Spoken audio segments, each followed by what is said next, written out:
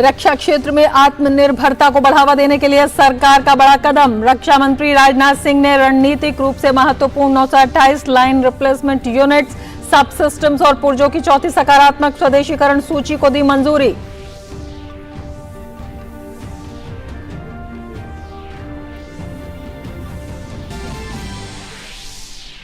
कर्नाटक में कौन बनेगा मुख्यमंत्री? डीके शिव कुमार और सिद्धारमैया के बीच रेस। बेंगलुरु में आज बुलाई गई कांग्रेस विधायक दल की बैठक।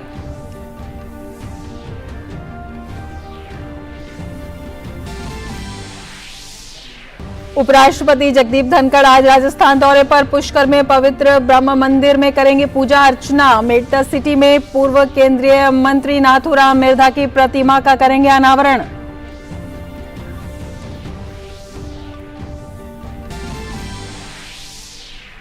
महाराष्ट्र के अकोला में सोशल मीडिया पर वायरल हुए एक पोस्ट के चलते दो गुटों में झड़प। एक व्यक्ति की मौत, 2 पुलिसकर्मियों समेत 8 लोग घायल। 26 लोगों को लिया गया हिरासत में। 4 थाना क्षेत्रों में कर्फ्यू।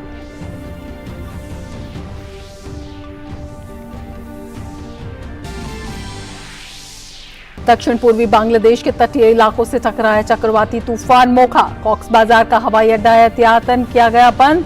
चट्टग्राम, सिलहट और बारिसर डिवीजनों में बहुत भारी बारिश की संभावना। 7 लाख लोगों को पहुंचाया गया सुरक्षित स्थानों पर।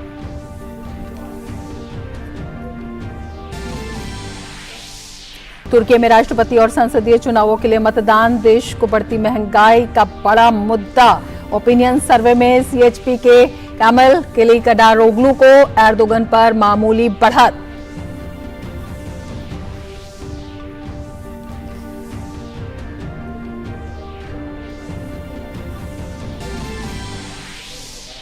थाईलैंड में आम चुनाव के लिए मतदान शुरू। चुनाव में 5 करोड़ से अधिक मतदाता अपने मताधिकार का कर रहे हैं प्रयोग। मुख्य मुकाबला पीयू थाई पार्टी और प्रोग्रेसिव मूव फॉरवर्ड के बीच।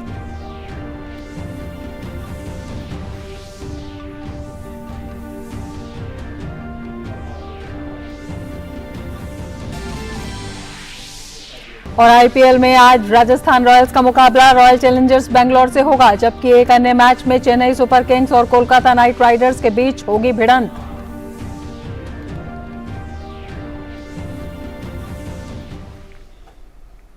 नमस्कार, टीजी न्यूज में आपका स्वागत है। मैं हूं रमा त्यागी। लेंगे समाचार विस्तार से। रक्षा क्षेत्र में आत्मनिर्भरता को बढ़ावा देने के लिए रक्षा मंत्री राजनाथ सिंह ने रणनीतिक रूप से महत्वपूर्ण 928 लाइन प्रतिस्थापन इकाइयों, उप प्रणालियों, घटकों की चौथी सकारात्मक स्वदेशी सूची को मंजूरी दी है। इन LRU उप प्रणालियों, घटकों के स्वदेशी विकास से अर्थव्यवस्था मजबूत होगी और DPSU की आयात निर्भरता कम होगी। इसके अलावा ये घरेलू रक्षा उद्योग के डिजाइन क्षमताओं का सदुपयोग करने और भारत को इन प्रौद्योगिकियों में एक डिजाइन लीडर के रूप में स्थापित करने में मदद करेगा। कर्नाटक विधानसभा चुनाव में कांग्रेस पार्टी की जबरदस्त जीत के बाद मुख्यमंत्री पद को लेकर सियासी हलचल तेज हो गई है। बेंगलुरु में आज कांग्रेस विधायक दल की बैठक होगी। मुख्यमंत्री पद को लेकर प्रदेश कांग्रेस अध्यक्ष डीके शिव कुमार और सिद्धारमैया सबसे प्रबल दावेदार माने जा रहे हैं। कांग्रेस पार्टी के राष्ट्रीय अध्यक्ष मल्लिकार्जुन खड़गे ने साफ कर दिया है कि पार्टी अपनी प्रक्रिया के तहत मुख्यमंत्री चुनने का काम करेगी। वहीं इससे पहले शनिवार को आए चुनावी नतीजों में कांग्रेस ने स्पष्ट बहुमत हासिल करते हुए 136 सीटों पर जीत दर्ज की। उपराष्ट्रपति जगदीप धनखड़ आज राजस्थान के दौरे पर हैं। जयपुर एयरपोर्ट पर राजस्थान के राज्यपाल कलराज मिश्र और राजस्थान सरकार के मंत्री लालचंद कटारिया ने उनका स्वागत किया।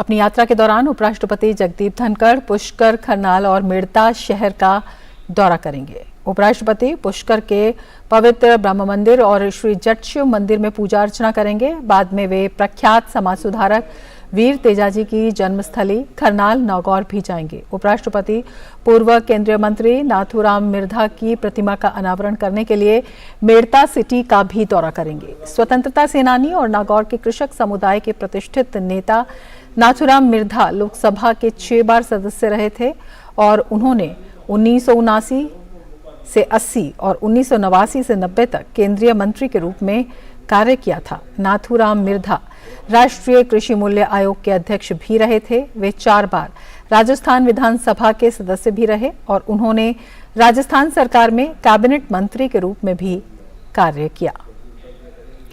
उपराष्ट्रपति आज राजस्थान के दौरे पर हैं। दक्षिण कश्मीर के अनंतनाग के कोकरनाग में रविवार की सुबह आतंकवादियों और सुरक्षा बलों के बीच मुठभेड़ हुई। आधिकारिक सूत्रों के मुताबिक पुलिस, सेना और सीआरपीएफ की एक संयुक्त टीम ने क्षेत्र में आतंकवादियों की मौजूदगी के बारे में विशेष जानकारी पर तलाशी अभियान शुरू किया। उन्होंने कहा कि जैसे ही बलों की संयुक्त टीम संदिग्ध स्थान की ओर बढ़ी, छिपे हुए आतंकवादियों ने उन पर गोलीबारी शुरू कर दी। सूत्रों के मुताबिक इलाके में 1 से 2 आतंकियों के छिपे होने की आशंका है। ताजा जानकारी के मुताबिक फिलहाल गोलीबारी बंद हो गई है और सुरक्षा बल तलाशी अभियान चला रहे हैं। संभावना है कि आतंकी मौके से फरार हो गए हैं। आईसीएसई के कक्षा 10वीं के परिणाम आज घोषित किए जाएंगे। आईएससी के कक्षा 12वीं नतीजे की वो भी आज जारी होंगे। बोर्ड ने नोटिफिकेशन जारी करते हुए कहा कि दोपहर 3 बजे नतीजे घोषित हो जाएंगे। विद्यार्थी अपने नतीजे आधिकारिक वेबसाइट CISCE.org पर देख सकते हैं। आईसीएसई कक्षा 10वीं की परीक्षा 27 फरवरी से 29 मार्च तक हुई थी, जबकि आईएससी की 12वीं की परीक्षा 13 फरवरी से 31 मार्च के बीच हुई थी। उत्तर प्रदेश के मुख्यमंत्री योगी आदित्यनाथ ने गोरखपुर के गोरखनाथ मंदिर में आज लोगों की समस्याएं सुनी। इस दौरान बड़ी संख्या में लोग सीएम योगी से मिलने पहुंचे और उन्होंने अपनी समस्याओं को सीएम के सामने रखा। मुख्यमंत्री ने अधिकारियों को लोगों की समस्याओं के निस्तारण के निर्देश दिए। तमिलनाडु में रोज शो का आयोजन किया जा रहा है। पर्यटकों को आकर्षित करने के लिए लाखों फूलों से विभिन्न आकृतियों को बनाया गया है, सजाया गया है। इसमें 35,000 से अधिक विभिन्न प्रकार के गुलाब से 30 फुट लंबा एफिल टावर बनाया गया है, जिसका पर्यटक लुत्फ उठा रहे हैं। इसी तरह खेल संस्कृति को बढ़ावा देने के लिए बैडमिंटन, हॉकी और फुटबॉल के मॉडल भी उत्सव में फूलों से प्रदर्शित किए गए हैं। आगे बढ़ते हैं। मई महीने के शुरुआती दिन सुहाने बीतने के बाद दिल्ली में अब झुलसा देने वाली गर्मी आ गई है। राजधानी दिल्ली में पिछले 3 दिनों के दौरान तापमान में 6 से 7 डिग्री की बढ़ोतरी हुई है। मौसम विभाग ने गर्मी के बढ़ते कहर से कुछ राहत की संभावना जताई है। मौसम विभाग के अनुसार अगले 24 घंटे के दौरान दिल्ली और आसपास के क्षेत्रों में आंशिक रूप से बादल छाए रहने की संभावना है। इस दौरान कुछ जगहों पर धूल भरी आंधी चलने की भी संभावना व्यक्त की गई है। वहीं बात करें उत्तर भारत की, तो यहाँ के ज्यादातर राज्यों में अधिकतम तापमान 40 डिग्री या उससे अधिक दर्ज किया जा रहा है। महाराष्ट्र के अकोला में कल रात सोशल मीडिया पर वायरल हुए एक पोस्ट के बाद 2 गुटों में तनाव व्याप्त हो गया, जिसके चलते कुछ लोगों ने पथराव किया और वाहनों को नुकसान पहुंचाया। घटना के नतीजे में एक व्यक्ति की मौत हो गई और 2 पुलिसकर्मियों समेत 8 लोग घायल हो गए। पुलिस ने बताया कि अब तक 26 लोगों को हिरासत में लिया गया है। हिंसक झड़पों के बाद अकोला के 4 थानों में कर्फ्यू लगाया गया है। साथ ही शहर में धारा 144 भी लगा दी गई है। इस दौरान घटना के बाद कलेक्टर नीमा अरोड़ा और एसपी संदीप घुगे ने शांति समिति की बैठक की। बैठक में सभी धर्मों और समुदायों के प्रतिनिधियों, राजनीतिक दलों के नेताओं और शहर के महत्वपूर्ण व्यक्तियों ने हिस्सा लिया। चक्रवाती तूफान मोखा तेजी से आगे बढ़ रहा है। बांग्लादेश में कॉक्स बाजार और उत्तरी म्यांमार तट से तूफान टकरा गया है। बांग्लादेश के मौसम विभाग ने कहा है कि तूफान आज दोपहर या शाम तक इन इलाकों से पूरी तरह पार हो जाएगा। तूफान के कारण कॉक्स बाजार तट पर भारी बारिश हो रही है।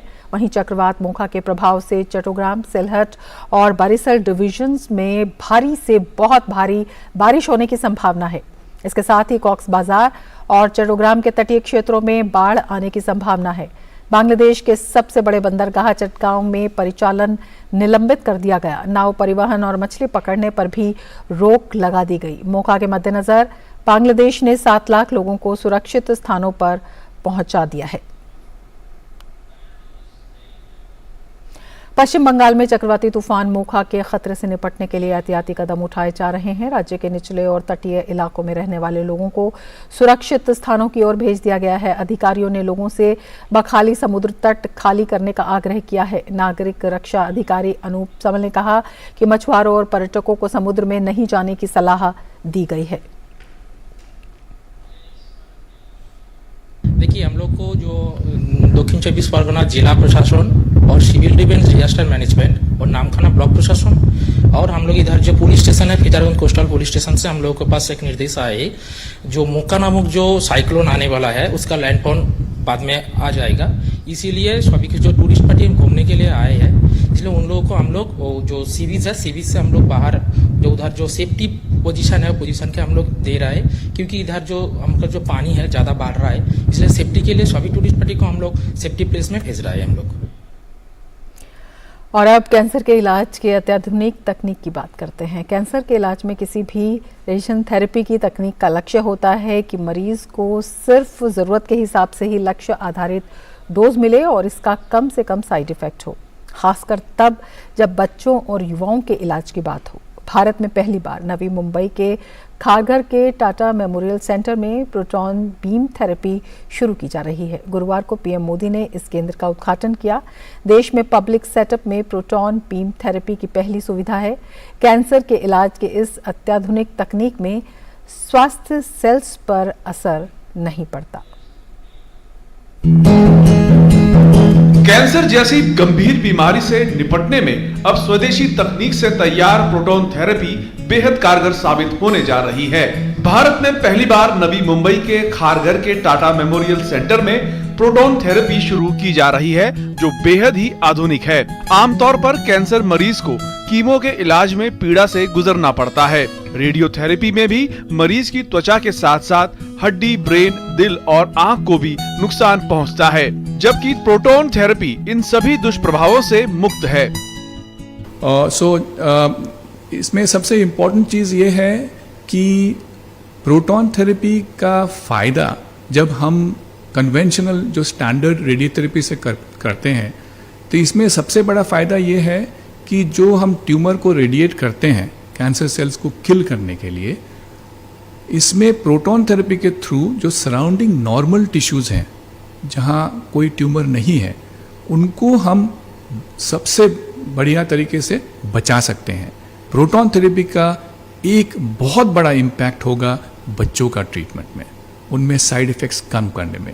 बच्चों के सिवाय बाकी और भी जगह हैं जहाँ पे प्रोटॉन थेरेपी का बहुत ज़्यादा फ़ायदा है। प्रोटॉन थेरेपी दुनिया की सबसे उन्नत विकिरण चिकित्सा उपचार सुविधा मानी जाती है। प्रोटॉन थेरेपी प्रोटॉन बीम के जरिए काम करती है। प्रोटॉन बीम को मरीज के कैंसर वाली जगह पर भेजा जाता है और कैंसर को खत्म किया जाता है। खास बात यह है कि प्रोटॉन थेरेपी मशीन 360 डिग्री पर घूम सकती है और अलग अलग एंगल से बॉडी में कैंसर पर हमला कर सकती है, जिसकी वजह से बाहर बॉडी पर उसका अधिक असर नहीं पड़ता। साथ ही ये सुविधा गरीबों को निशुल्क दी जाएगी। निशुल्क सुविधा के लिए प्रोटॉन थेरेपी सेंटर में अलग से रूम दिया गया है। और अगर आप प्राइस कंपैरिजन करें, अगर मैंने एक पेशेंट को आज अमेरिका में भेजा और वहाँ अगर मैंने एक पेशेंट का ट्रीटमेंट किया, उसका कॉस्ट अभी करीब 150 to 200,000 US डॉलर्स होता है एक पेशेंट के ट्रीटमेंट के लिए। हमारे जो 1000 पेशेंट हम ट्रीट करेंगे साल का, उसमें से करीब 40 से 50% पेशेंट्स हम लोग कम्प्लीटली फ्री ऑफ कॉस्ट करेंगे। एंड स्पेशली इसमें इम्पोर्टेंस हम देंगे जो चिल्ड्रन हैं। सो हमारा ये एफर्ट होगा कि करीब 40 to 50% ऑफ पेशेंट्स हम लोग कम्प्लीटली फ्री ऑफ कॉस्ट करेंगे। पूरी दुनिया में प्रोटॉन थेरेपी केंद्र सिर्फ 20 देशों में उपलब्ध हैं। दुनिया भर में इसके 88 केंद्र हैं, जिनमें से भारत में पहला केंद्र नवी मुंबई में बनाया गया है। इस प्रोटॉन थेरेपी मशीन से ऐसे कैंसर को भी ठीक किया जा सकता है जो बाकियों में मुमकिन नहीं है। खास बात यह है कि इस मशीन में 20% उपकरण स्वदेशी हैं और इसे भारत में ही बनाया गया है। इसके आने से हर साल 1000 कैंसर मरीजों का इलाज प्रोटॉन थेरेपी से हो सकेगा। जल्द ही proton therapy machine AIIMS Jhajjar में भी लगेगी। देश भर में हर साल 50,000 बच्चे कैंसर से पीड़ित होते हैं। ऐसे मरीजों का इलाज इस तकनीक से मुमकिन हो सकेगा। आने वाले दिनों में भारत न केवल अपनी जरूरतों को पूरा करेगा, बल्कि दूसरे देशों में इस तकनीक को निर्यात भी कर सकेगा। मुंबई से शिशिर सेलार के साथ नितेंद्र सिंह, डीडी न्यूज, दिल्ली।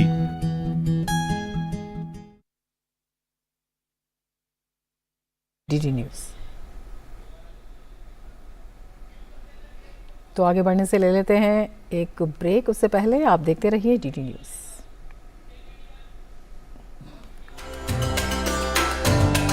ये है सुबह बनारस, जिसकी शुरुआत सूर्योदय से पहले ही गंगा आरती से होती है। और इस सुंदर वातावरण को स्वच्छ बनाने के लिए हमारे स्वच्छाग्रही भी समय से पहले ही यहाँ आ चुके हैं।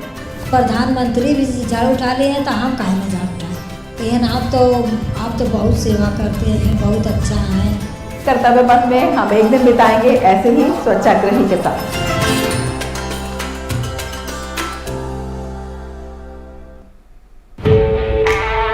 अपने बिजी डे को दीजिए एक परफेक्ट स्टार्ट।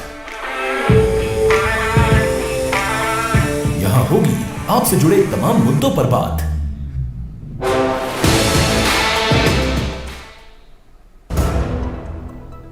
तुझे क्या हुआ है? शादी हो गई ना यार। बट सीरियसली महीने में एक बार तो मिलना चाहिए। हाँ मेरे बाप की एयरलाइंस है ना। अरे 3 महीने में एक बार तो मिल सकते हैं। करेक्ट, पर कहाँ? इधर मेरे घर। तुझे कोई परमानेंट लैंडलॉर्ड मिल जाए क्या? Permanent landlady. प्रिया ने कहा हर महीने किराया देने से अच्छा है अपनी EMI भरो। तो हम किराएदार से मकान मालिक बन गए। मतलब ये घर तुम लोग का है? सच्ची?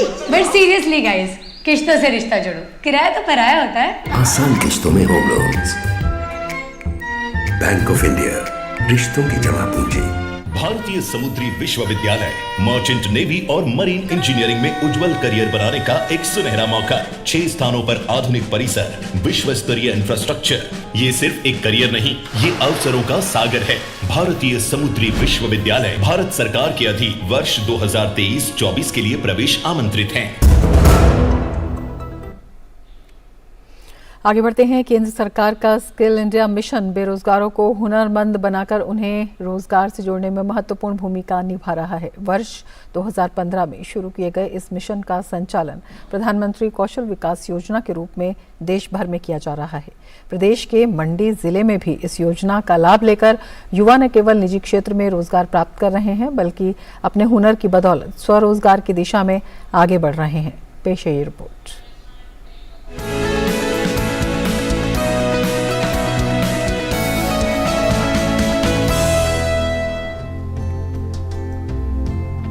हिमाचल प्रदेश के मंडी जिले में केंद्र सरकार के स्किल इंडिया मिशन का संचालन प्रधानमंत्री कौशल विकास योजना के माध्यम से किया जा रहा है, जिसमें युवाओं को तकनीकी कारीगरी का प्रशिक्षण दिया जाता है। 3 माह से 1 साल के ये कोर्स करने के तुरंत बाद युवाओं को निजी क्षेत्र में रोजगार मिल जाता है। साथ ही कुछ युवा इस हुनर के दम पर ही रोजगार की दिशा में आगे बढ़ रहे हैं। मंडी के ऐसे कई युवा हैं जिन्हें कोर्स करने के तुरंत बाद रोजगार मिला और अब वे बेहतर आय अर्जित कर रहे हैं। मैंने golden institute of technology private limited से कोर्स किया था PMKVY के थ्रू CCTV का। तो वो कोर्स कम से कम 6 महीना तो उन्होंने करवाया था। तो मैंने प्रैक्टिकल और थ्योरी दोनों करवाया था। उसके बाद उन्होंने सीधा मुझे कॉल करके कोई जॉब ऑफर किया था यहाँ पे जो रोड में। तो उससे 4 साल हो चुके हैं। तो अब खुद का ही कर रहे हैं हम, जैसे 4 पार्टनरशिप इनमें। तो हम नॉर्मली मंथली तो 10, 12, 15 हज़ार रुपये के बीच में कमा ही लेते हैं। जो कोर्स हमें PMKVY के थ्रू में कराया तो ये बहुत ही अच्छा था, जिससे हम अपना टेक्निकल वर्क अच्छे से कर पाए और खुद का काम भी अच्छे से कर पाए। युवाओं की माने तो प्रशिक्षण के अभाव में शिक्षित होने के बाद भी उन्हें निजी संस्थानों में रोजगार प्राप्त नहीं हो रहा था, लेकिन अब प्रशिक्षण के बाद जो हुनर उन्हें प्राप्त हुआ है उसकी बदौलत वे आर्थिक रूप से आत्मनिर्भर हुए हैं। मैंने PMKVY के तहत एक कोर्स किया था, 3 मंथ का कोर्स था, जो कि मैंने 2018 में किया है। तो उसके बाद 2018 के बाद मुझे आज 5 साल हो गई है। तो अब मैं अपना काम शुरू कर दिया है, मैंने अपनी शॉप डाल दी है। तो जैसे आने वाले समय में मैं जो नई पीढ़ी है, नई लड़कियां हैं, तो मैं उनसे यही कहना चाहती हूँ कि वो भी इस चीज़ का फ़ायदा उठाए, वो भी ये चीज़ अपनी स्किल को आगे बढ़ाए, वो भी ये चीज़ सीखे, ताकि कल दिन के लिए वो अपना खुद के स्टैंड हो जाए, खुद स्टैंड हो जाए। मैंने PMKVY के तहत से ब्यूटिशियन का कोर्स 2019 में किया है, जो मुझे 3 साल हो गए हैं दुकान खोले हुए, जिससे मेरी अच्छी खासी इनकम हो जाती है। और सरकार का धन्यवाद करना चाहती हूँ मुझे फ्री का कोर्स करवाने के लिए। क्षेत्रीय रोजगार कार्यालय मंडी के यंग प्रोफेशनल विप्लव ने बताया कि केंद्रीय योजना के तहत कौशल विकास निगम के माध्यम से ये कोर्स संचालित किए जा रहे हैं। स्किल इंडिया के बारे में अगर मैं बात करूं तो as we all know that कि 2015 में हमारे honourable prime minister ji Shri Narendra Modi ji ने इसको इंट्रोड्यूस किया था। एंड सिमिलरली जैसे डिफरेंट स्टेट्स में चल रहा है वैसे हमारे हिमाचल में हिमाचल प्रदेश कौशल विकास निगम के द्वारा इस स्किलिंग से रिलेटेड विभिन्न कोर्सेज करवाए जा रहे हैं, जिसमें विभिन्न ITIs के तहत विभिन्न प्राइवेट इंस्टीट्यूशंस के तहत डिफरेंट कोर्सेज करवाए जा रहे हैं। अगर मैं बात करूं मंडी जिला के तो बहुत सारे बच्चे जो है वो स्किल्ड होने के बाद अपना खुद का काम करते हैं।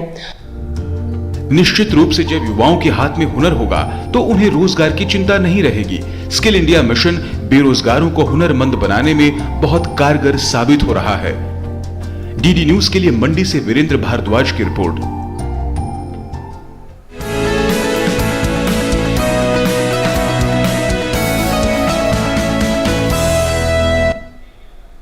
मुंगेर में PM आवास योजना से लोगों का अपना घर बनाने का सपना पूरा हो रहा है। जिले की बाग पंचायत में पिछले वित्तीय वर्ष के दौरान 100 लोगों को इस योजना का लाभ मिला। देखिए मुंगेर से ये ग्राउंड रिपोर्ट।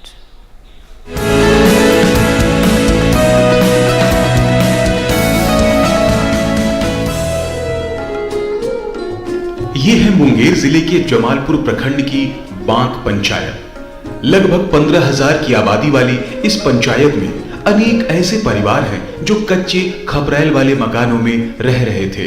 ऐसे 100 परिवारों को पिछले वित्तीय वर्ष में प्रधानमंत्री आवास योजना के तहत पक्के आवास बनवा कर दिए गए हैं। रेणु देवी का 8 सदस्यों वाला परिवार भी इन्हीं में से एक है। हम लोग शादी करके यहाँ आए थे तो हमको घर रहने के लिए नहीं था, झोपड़ी का घर था खपरेली, उसमें चूल्हा होता था। बाल बच्चा को लेकर के हम लोग पहुँचे में दिक्कत कर करके रहते थे। उसके बाद प्रधानमंत्री की योजना की तरफ से सरकारी इंदिरा आवास पास हुआ, तब हम लोग कुछ पैसा मिला करके और घर बना लिए। कंचनगढ़ के रहने वाले रामदेव ठाकुर मजदूरी करते हैं। पहले झोपड़ी थी, इनके पास घर बनाने के लिए पैसे नहीं थे। आज इस योजना के तहत ये पक्का घर बना कर रह रहे हैं। प्रधानमंत्री योजना मकान आया, 1,30,000 रुपया मिला तो उसमें हम अपना पैसा मिला के बनाए घर, इसलिए तो हम लोग को बन गया घर, दिया प्रधानमंत्री योजना तो हम लोग बना के रह रहे हैं। जिले के उप विकास आयुक्त संजय कुमार ने कहा कि इस योजना का लाभ ऐसे लोगों को दिया गया है जिनके पास पक्का मकान नहीं है। ये वर्ष 21 और 22 में इस जिले को 9,128 का लक्ष्य मिला था, जिसके विरुद्ध हम लोगों ने 9,099 आवासों को स्वीकृत किया है और अब तक हम लोग 8,160 घरों को पूर्ण कर लिया है। शेष घर भी हम लोग 1 महीने के अंदर पूर्ण कर लेंगे। सरकार का लक्ष्य है कि हर गरीब बेघर परिवार को पक्का मकान दिया जाए। इसे लेकर हर वित्तीय वर्ष में लक्ष्य निर्धारित किए जाते हैं और जरूरतमंदों को उनकी बारी के अनुसार आवास आवंटित किए जाते हैं।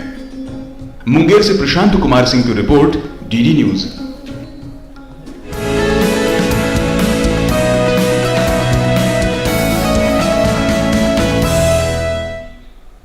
बुलेटिन में अब लेंगे एक ब्रेक। आप देखते रहिए DD न्यूज। भारतीय समुद्री विश्वविद्यालय मर्चेंट नेवी और मरीन इंजीनियरिंग में उज्जवल करियर बनाने का एक सुनहरा मौका। 6 स्थानों पर आधुनिक परिसर, विश्व स्तरीय इंफ्रास्ट्रक्चर। ये सिर्फ एक करियर नहीं, ये अवसरों का सागर है। भारतीय समुद्री विश्वविद्यालय भारत सरकार के अधीन वर्ष 2023-24 के लिए प्रवेश आमंत्रित हैं।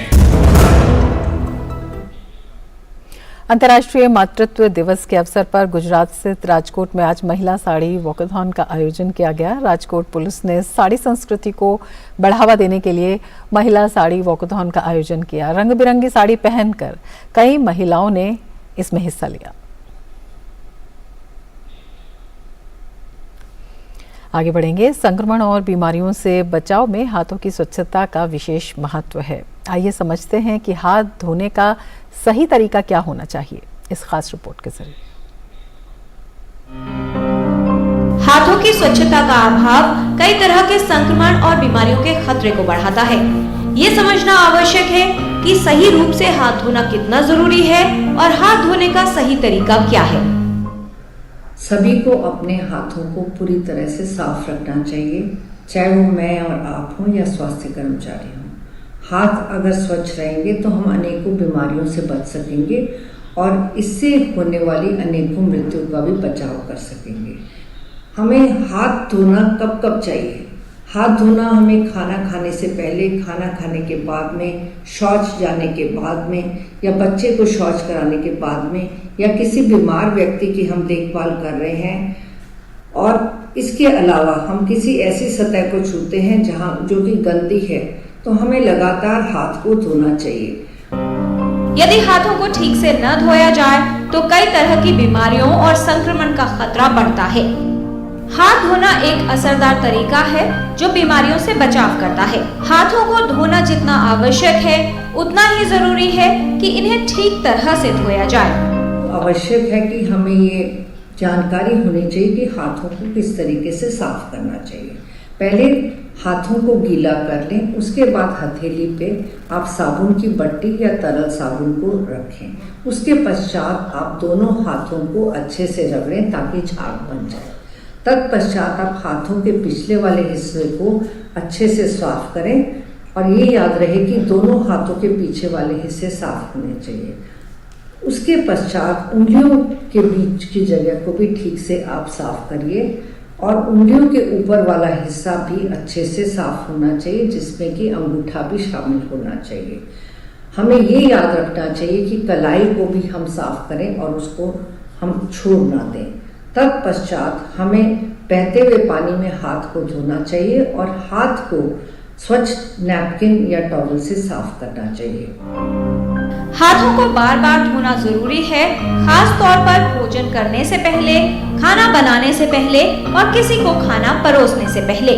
हाथ धोने की आदत को बढ़ावा दें जिससे आप बीमारियों से बच सकें और स्वस्थ जीवन पाएं। किरण भारद्वाज, डीडी न्यूज।